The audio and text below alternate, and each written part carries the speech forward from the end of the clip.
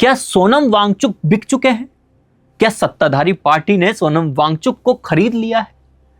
दोस्तों, ये सवाल सोशल मीडिया पर बहुत लोग पूछ रहे हैं।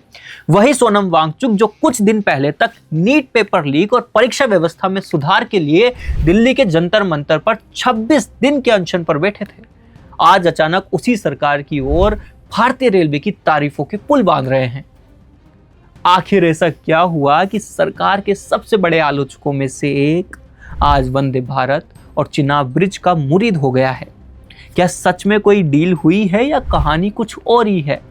आइए आज इस पूरे विवाद की गहराई में चलते हैं। तो दिल्ली से श्रीनगर तक वंदे भारत की सेवा शुरू की गई है, उस पर मेरा पहला अनुभव था और चिनाब पर बने पुल को भी देखना चाहता था और बहुत ही खूबसूरत अनुभव रहा। बहुत गर्व है मुझे भारतीय रेल पर।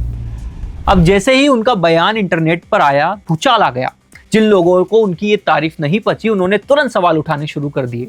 उनका कहना था कि जो इंसान कुछ दिन पहले तक सरकार के खिलाफ सड़कों पर था, चाहे वो लद्दाख के 6th शेड्यूल की मांग हो या युवाओं और पर्यावरण के मुद्दे हो, वो अचानक सरकार के इंफ्रास्ट्रक्चर की इतनी तारीफ कैसे कर सकता है?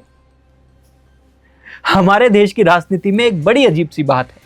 यहाँ लोग मानते हैं कि अगर आप किसी सरकार की एक नीति के खिलाफ हैं तो आपको उसकी हर एक चीज से नफरत करनी होगी, और अगर आप किसी चीज का समर्थन करते हैं तो आपको उसकी हर गलती पर पर्दा डालना होगा। जिन लोगों ने उन्हें सरकार विरोधी मान लिया था, उन्हें वंदे भारत और चिनाब ब्रिज की तारीफ बिल्कुल हजम नहीं हुई। उन्हें लग रहा है कि वांगचुक ने अपना पक्ष बदल लिया।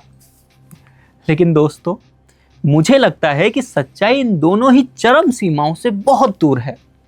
मुझे लगता है कि सोनम वांगचुक कोई राजनेता नहीं है। वो मूल रूप से एक साइंटिस्ट, एक इंजीनियर और एक एजुकेशनिस्ट है। एक इंजीनियर होने के नाते जब वो दुनिया के सबसे ऊंचे रेलवे ब्रिज चिनाब ब्रिज को देखते हैं तो वो एक राजनीतिक चश्मे से नहीं बल्कि एक वैज्ञानिक चश्मे से देखते हैं। वो इंजीनियरिंग के चमत्कार की और भारतीय रेलवे की मेहनत की तारीफ कर रहे हैं। उन्हें किसी राजनीतिक दल से फर्क नहीं पड़ता कि आप बीजेपी से है, कांग्रेस से है या आम आदमी पार्टी से।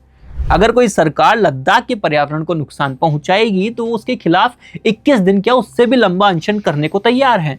और अगर वही सरकार देश में बेहतरीन इंजीनियरिंग और इंफ्रास्ट्रक्चर का उदाहरण पेश करेगी तो वो खुले दिल से उसकी तारीफ भी करेंगे। ये विपक्ष और पक्ष दोनों ही उन्हें बस अपने राजनीतिक तराजू में तोलते रहते हैं।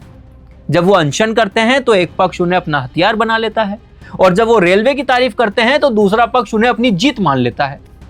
पर सच्चाई तो यह है कि एक सच्चा देशभक्त वही है जो गलत को गलत और सही को सही कहने की हिम्मत रखे। सोनम वांगचुक ने बस यही किया है।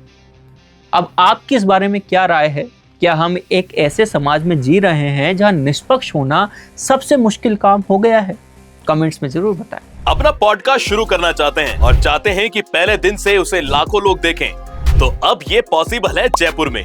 जयपुर का सबसे तेजी से बढ़ता हुआ digital news channel the fact India आपके पॉडकास्ट को वर्ल्ड क्लास बनाने के लिए जयपुर के बीचों बीच श्याम नगर में लाया है world class podcast setup, green screen setup. उसे शूट करने के लिए best state of the art facilities, editor से लेके लाखों फॉलोअर्स और करोड़ों वाली रील्स वाला यूट्यूब चैनल, और ये सब आपको एक ही जगह पर मिलने वाला है। तो पूरी जानकारी के लिए आज ही व्हाट्सएप कीजिए इस नंबर पर।